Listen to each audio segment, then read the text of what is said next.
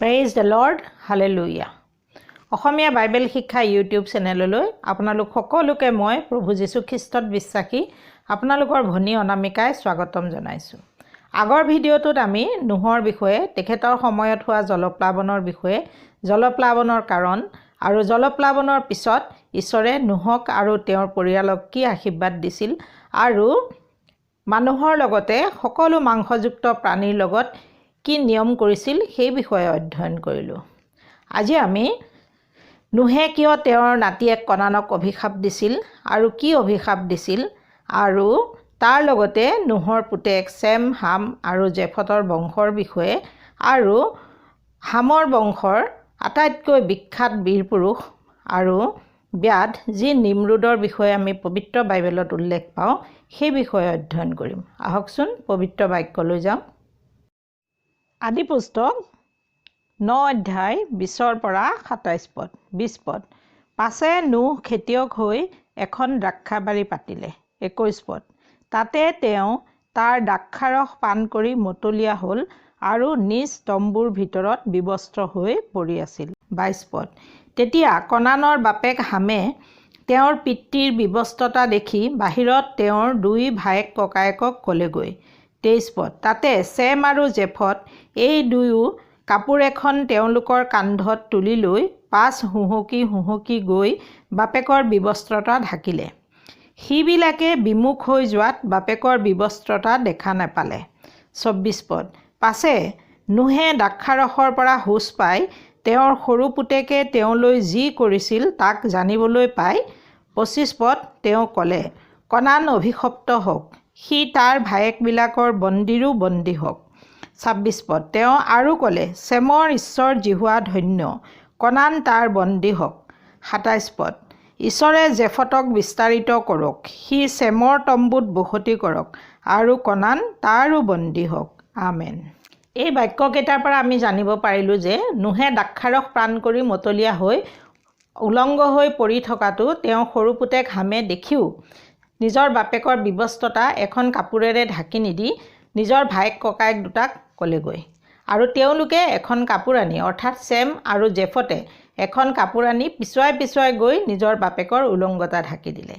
এই কথাটোকে যেতিয়া নুহে দ্ৰাক্ষাৰসৰ পৰা হুচ পাই গম পালে তেতিয়া তেওঁ নিজৰ পুতেক হামক অভিশাপ নিদি হামৰ পুতেক কনানকহে তেওঁৰ ভাইবিলাকৰ বন্দীৰো বন্দী অৰ্থাৎ গোলামৰো গোলাম হ'বলৈ আৰু লগতে চেম আৰু জেফতৰো গোলাম হ'বলৈ অভিশাপ দিলে। অৱশ্যে হামে কৰা অপৰাধৰ কাৰণে নুহে নিজৰ পুতেক হামক অভিশাপ নিদি হামৰ পুতেক কনানক অৰ্থাৎ নাতিনীয়েককহে কিয় অভিশাপ দিলে সেই বিষয়ে আমি পবিত্ৰ বাইবেলত একো উল্লেখ নাপাওঁ যদিও গীতমালা 127 অধ্যায় 3 পদত এনেদৰে লিখা আছে, সন্তানবিলাক জিহুৱাই দিয়া আধিপত্য আৰু গৰ্ভফল তেওঁৱে দিয়া পুৰস্কাৰ। আমেন। আৰু সেইকাৰণে নুহে নিজৰ পুতেক হামক অভিশাপ নিদি কনানক অভিশাপ দিয়া বুলি বহুতো বাইবেল স্কলাৰে ক'ব খোজে। এতিয়া আহক চেমৰ ঈশ্বৰ জিহুৱা ধন্য বুলি কোৱা বাক্যটোৰ অৰ্থ বুজো।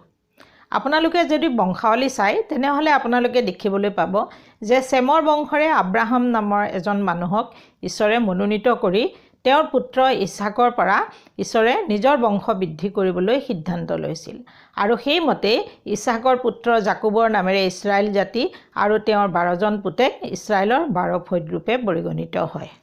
সেই ইছৰাইল জাতিকেই ঈশ্বৰে মুচিৰ যোগেদি চিনয় পৰ্বতত নিজৰ সকলো ব্যৱস্থা আৰু শাসন প্ৰণালী দিছিল, নিয়ম চন্দুক বনোৱাইছিল আৰু সেই নিয়ম চন্দুকৰ ওপৰত থকা মাৰ্চি চিট বা ক্ষমাৰ আসনৰ পৰা ঈশ্বৰে মুচিৰ লগত কথা বতৰা পাতিছিল আৰু ঈশ্বৰে নিজেই দিনত মেঘস্তম্ভত থাকি আৰু ৰাতি অগ্নিস্তম্ভত থাকি ইছৰাইল জাতিক মিছৰ দেশৰ পৰা সকলো নিৰাপত্তা দি আৰু সকলো প্ৰয়োজন পূৰ কৰাই ইছৰাইল দেশলৈ লৈ আহিছিল বুলি আমি পবিত্ৰ বাইবেলত পাওঁ।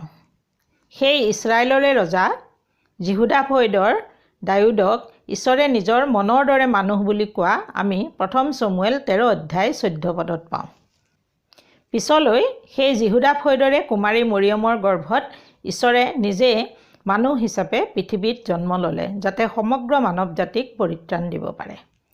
আপুনি যদি বাইবেল ভালদৰে নাজানে বা প্ৰথমবাৰৰ কাৰণে ভিডিঅ'টো চাই আছে তেনেহ'লে অনুগ্ৰহ কৰি 14 নম্বৰ ভিডিঅ'টো চাই ল'ব, যিটো ভিডিঅ'ৰ নাম হৈছে শিৰোনামাটো এনেধৰণৰ good news for the mankind বা সকলো মানুহৰ কাৰণে ভাল খবৰ বা শুভবাৰ্তা। এতিয়া আহক মূল কথালৈ যাওঁ। নুহে যিহেতু ভৱিষ্যতৰ কথা জানিছিল, সেইকাৰণে চেমৰ ঈশ্বৰ জিহুৱা ধন্য বুলি কৈ তেখেতে ঈশ্বৰক গৌৰৱ দিছিল।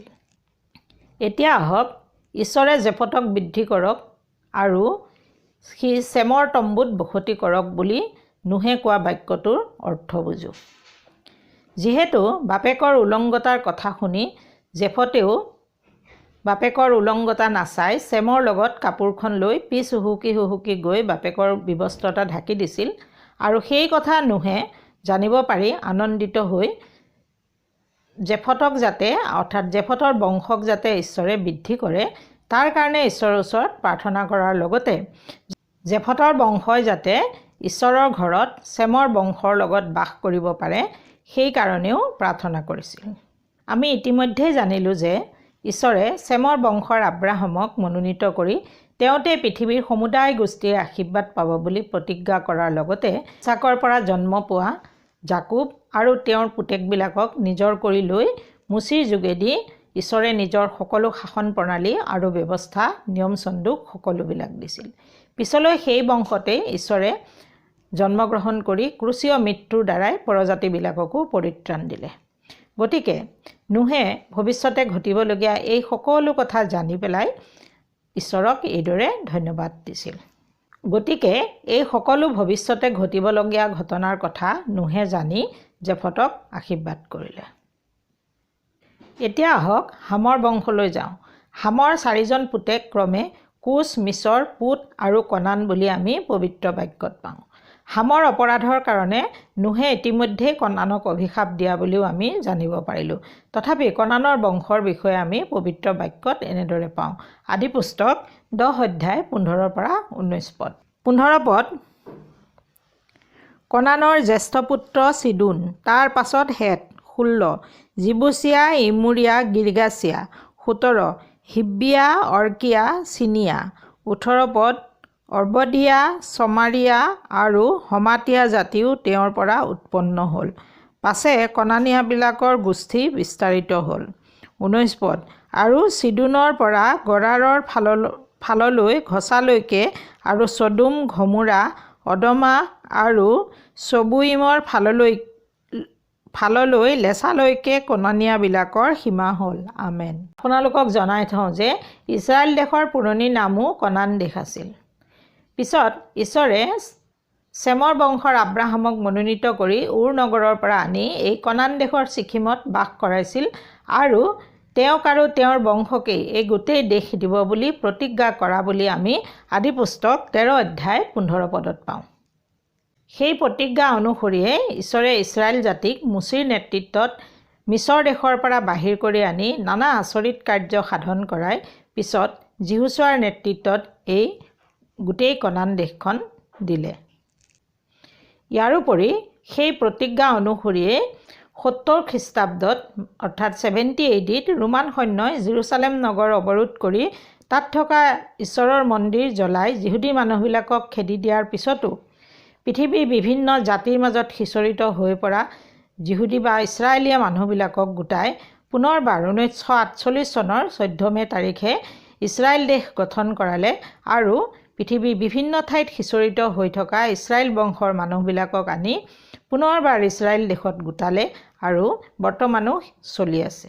হামৰ পুতেক মিছৰৰ বিষয়ে আমি আদিপুস্তক 10 অধ্যায় 13 আৰু 14 পদত এনেদৰে পাওঁ। 13 পদ, আৰু মিছৰৰ পৰা লুডিয়া, অনামিয়া, লহাবিয়া, নপ্তুহিয়া, পথ্ৰুচিয়া জাতি। 14 পদ, আৰু যাৰ পৰা পেলেষ্টিয়াবিলাক বাহিৰ হ'ল এনে কছলোহিয়া জাতি আৰু কপ্তুৰীয়া জাতি এইবিলাক উৎপন্ন হ'ল। আমেন। হামৰ পুতেক পুতৰ বংশাৱলী সম্বন্ধে পবিত্ৰ বাইবেলত একো উল্লেখ নাপাওঁ, কিন্তু প্ৰথম শতিকাৰ যিহুদী পুৰোহিত আৰু বুৰঞ্জীবিদ জোচেফাছৰ মতে পুত লিবিয়া দেশৰ প্ৰতিষ্ঠাতা আছিল। এতিয়া আহক হামৰ পুতেক কুছৰ বিষয়ে জানো। কুছৰ বিষয়ে আদিপুস্তক 10 অধ্যায় 7 পৰা 12 পদত আমি এনেদৰে পাওঁ। 7 পদ, কুছৰ সন্তান ছবা, হবিলা, ছবতা, ৰয়মা আৰু ছবতকা। ৰয়মাৰ সন্তান শিৱা আৰু দদান। 8 পদ কুশৰ পুত্ৰ নিমৰুদ। তেওঁ পৃথিৱীত মহাপৰাক্ৰমী হ'ব ধৰিলে।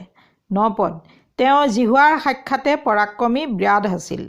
এই হেতুকে লোকবিলাকে দৃষ্টান্ত দি কয়, জিহুৱাৰ দৃষ্টিত পৰাক্ৰমী ব্যাধ যি নিমৰুদ তেওঁৰ নিচিনা। 10 পদ আৰু চীনাৰ দেশৰ বাবিল, এৰক, অক্কদ আৰু কলনি এইবোৰ নগৰেই তেওঁৰ ৰাজ্যৰ আদি। 11 পদ সেই দেশৰ পৰা তেওঁ অচুৰলৈ ওলাই গৈ নিনবি, ৰহোবোত, ইৰ, কেলহ। 12 পদ আৰু নিনবি ও কেলহৰ মাজ ঠাইত থকা ৰেচন এইয়ে মহানগৰ, এইবোৰ নগৰ নিৰ্মাণ কৰিলে। আমেন। এতিয়া আপোনালোকে জানিব পাৰিলে যে কুশৰ পুতেক নিমৰুদ মহাপৰাক্ৰমী বীৰ হৈ কেইবাখনো নগৰ আৰু মহানগৰ নিৰ্মাণ কৰাৰ লগতে পুৰণি যি বাবিল বা বেবিলন চহৰ, সেই চহৰো নিৰ্মাণ কৰিছিল। যি বেবিলনত মানুহে ঈশ্বৰৰ বিৰুদ্ধে এটা অতি ওখ অট্টালিকা বা টাৱাৰ নিৰ্মাণ কৰিবলৈ লোৱাৰ কাৰণে ঈশ্বৰে প্ৰতিজন মানুহৰ মুখৰ ভাষা বেলেগ বেলেগ কৰি দি পৃথিৱীৰ গোটেই বিভিন্ন ঠাইতে মানুহবিলাকক সিঁচৰিত কৰিছিল। এতিয়া আপোনালোকৰ মনত প্ৰশ্ন হ'ব পাৰে, ঈশ্বৰে কিয় মানুহৰ মুখত বেলেগ বেলেগ ভাষা দি বাবিল টাৱাৰ নিৰ্মাণ কৰাত বাধা দিলে? ইয়াৰ উত্তৰ হ'ল, জলপ্লাৱনৰ পিছত ঈশ্বৰে নোহ আৰু তেওঁৰ পুতেক 3জনক বহুবংশ হৈ বাঢ়ি বাঢ়ি গোটেই পৃথিৱীখন পৰিপূৰ্ণ কৰিবলৈ আশীৰ্বাদ দিয়া বুলি আমি আদিপুস্তক 9 অধ্যায় 1 পদত পাওঁ। কিন্তু মানুহে ঈশ্বৰৰ কথা নাৰাখি পূবফাললৈ গৈ চীনাৰ দেশত এখন সমতল ভূমি পাই তাতে এটা অতি ওখ অট্টালিকা, আকাশলংঘী অট্টালিকা নিৰ্মাণ কৰি তাতে থাকি নিজৰ নাম ৰাখি থৈ যোৱাৰ ইচ্ছা কৰিছিল বুলি আমি পবিত্ৰ বাইবেলত পাওঁ। আৰু সেই উদ্দেশ্যেৰে মানুহে ইটা সাজি ভালদৰে পুৰি আৰু কৰালৰ কাৰণে এঠা মাটি ব্যৱহাৰ কৰি শিলৰ পৰিৱৰ্তে সেই আকাশলংঘী অট্টালিকা নিৰ্মাণ কৰিবলৈ লৈছিল বুলি আমি পবিত্ৰ বাক্যত পাওঁ। ঈশ্বৰৰ ইচ্ছাৰ দৰে নোহোৱাৰ কাৰণে ঈশ্বৰে মানুহবিলাকৰ মুখত বেলেগ ভাষা দি দিলে, যাতে মানুহবিলাকে গোটেই পৃথিৱীত বিস্তাৰিত হ'ব পাৰে আৰু ডাঙৰ ওখ আকাশলংঘী অট্টালিকা সাজি অহংকাৰী হৈ নপৰে। ইয়াৰ আগতে গোটেই পৃথিৱীৰ মানুহবোৰৰ মাজত এক ভাষা আৰু একমত আছিল বুলি আমি আদিপুস্তক 11 অধ্যায় 1 পদত পাওঁ। এইখিনিতে মন কৰিবলগীয়া কথা যে বাবিল টাৱাৰ নিৰ্মাণ কৰাৰ আগতে মানুহে ইটা ব্যৱহাৰ কৰা নাছিল। তেওঁলোকে ঘৰ সাজিবলৈ শিলহে ব্যৱহাৰ কৰিছিল। আৰু বাবিল টাৱাৰ সাজিবৰ কাৰণে তেওঁলোকে প্ৰথমতে ইটা সাজি ভালকৈ পুৰি কৰালৰ কাৰণে এঠা মাটি ব্যৱহাৰ কৰা বুলি আমি পবিত্ৰ বাক্যত পালোঁ। ইয়াৰ পৰা এটা কথা জানিব পাৰিলোঁ যে ইয়াৰে পৰাই মানৱ সভ্যতাৰ অৰ্থাৎ চিভিলাইজেশ্যনৰ আৰম্ভণি হৈছিল। প্ৰাচীন বুৰঞ্জীবিদ জোচেফাছৰ মতে বাবিল টাৱাৰ নিৰ্মাণ কৰা কাৰ্যত নিমৰুদে মানুহবিলাকক নেতৃত্ব দিছিল, কিয়নো নিমৰুদে বাবিল চহৰ নিৰ্মাণ কৰিছিল বুলি আমি পবিত্ৰ বাক্যত পালোঁ। আৰু টাৱাৰ বা অট্টালিকাটো নিৰ্মাণ কৰিবলৈ গৈ মানুহৰ মুখত ভাষা বেলেগ বেলেগ হৈ কনফিউজ বা খেলিমেলি হৈ যোৱাৰ কাৰণে এই নগৰখনৰ নাম বাবিল, যাৰ অৰ্থ ভেদ, ৰখা হ'ল বুলি আমি আদিপুস্তক 11 অধ্যায় 9 পদত পাওঁ। প্ৰাচীন বুৰঞ্জীবিদসকলে নিমৰুদকেই প্ৰাচীন মেচোপটেমিয়া সভ্যতাৰ জনক বুলি ক'ব খোজে। সি যি কি নহওক কিয়, নিমৰুদৰ বিষয়ে আমি পবিত্ৰ বাইবেলত 3 বাৰ উল্লেখ পাওঁ। প্ৰথমবাৰ আদিপুস্তক 10 অধ্যায় 8 পৰা 12 পদলৈকে আৰু দ্বিতীয়বাৰ প্ৰথম বংশাৱলী 1 অধ্যায় 10 পদত আৰু তৃতীয়বাৰ মিখা ভাৱবাদীৰ পুস্তক 5 অধ্যায় 5 আৰু 6 পদত পাওঁ। আহকচোন মিখা ভাৱবাদীৰ পুস্তক 5 অধ্যায় 5 আৰু 6 পদত কি পাওঁ সেই বিষয়ে আমি চাওঁ। 5 অধ্যায় দ্বিতীয় অংশৰ পৰা এনেদৰে আছে, যেতিয়া অচুৰে আমাৰ দেশত সোমাই আমাৰ অট্টালিকাবোৰত ভৰি দিব, তেতিয়া আমি তাৰ ৰহিতে 7জন ভেড়াৰখীয়া 8জন প্ৰধান লোকক তুলিম। 6 পদ তেওঁবিলাকে তৰোৱালেৰে অচুৰ দেশ নগৰবোৰৰ দুৱাৰৰ নিমৰুদৰ দেশ উচ্ছন্ন কৰিব। যেতিয়া অচুৰে আমাৰ দেশত সোমাই আমাৰ সীমাৰ ভিতৰত ভৰি দিব, তেতিয়া তেওঁ সিহঁতৰ পৰা আমাক উদ্ধাৰ কৰিব। আমেন। এই বাক্য দুটাৰ অৰ্থ, নিমৰোদৰ দেশ অচুৰ, ঈশ্বৰৰ প্ৰিয় দেশ ইছৰাইলৰ শত্ৰু। ইয়াৰোপৰি জিৰিমিয়া ভাৱবাদীৰ পুস্তক 51 অধ্যায় 7 পদ আৰু 8 পদৰ প্ৰথম অংশত এনেদৰে লিখা আছে। 7 পদ, বাবিল সমস্ত পৃথিৱীক মতলীয়া কৰা জিহুৱাৰ হাতত থকা সোণৰ এক পানপাত্ৰ। জাতিবিলাকে তাৰ দ্ৰাক্ষাৰস পান কৰিলে, সেই নিমিত্তে জাতিবিলাক পগলা হ'ল। আমেন। 8 পদ প্ৰথম অংশ, বাবিল অকস্মাৎ পতিত হৈ বিনষ্ট হ'ল। আমেন। বাবিলৰ দ্ৰাক্ষাৰস পান কৰি জাতিবিলাক কিদৰে মতলীয়া হ'ল সেই বিষয়ে পিছত ভিডিঅ' বনাম। ইয়াৰোপৰি প্ৰকাশিত বাক্য 19 অধ্যায়ত বাবিলৰ পতনৰ কাৰণে স্বৰ্গত আনন্দ হোৱা বুলি পাওঁ। এই সকলো বাক্যৰ পৰা এটা কথাই প্ৰমাণিত হয় যে মহাপৰাক্ৰমী নিমৰোদ ঈশ্বৰৰ পক্ষত নাছিল, অৰ্থাৎ তেওঁ ঈশ্বৰৰ বিপক্ষ আছিল। আদিপুস্তক 6 অধ্যায় 4 পদত আমি নোহৰ সময়ত পৃথিৱীত নাফিলবিলাক আৰু প্ৰাচীন কালৰ পুৰণি বীৰ পুৰুষসকলৰ বিষয়ে উল্লেখ পাওঁ। আহিব লগা ভিডিঅ'টোত এই নাফিলবিলাক আৰু প্ৰসিদ্ধ বীৰ পুৰুষসকলৰ বিষয়ে অধ্যয়ন কৰিম। প্ৰভুৰ অনুগ্ৰহ আপোনালোক সকলোৰে লগত থাকক। আমেন।